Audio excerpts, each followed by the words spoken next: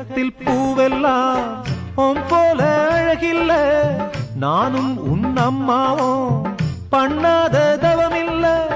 தென்பாண்டி மன்னவனோ முழுகித்தான் முத்தெடுத்தான், தேனே உன் அம்மாவோ முழுகாம முத்தெடுத்தா.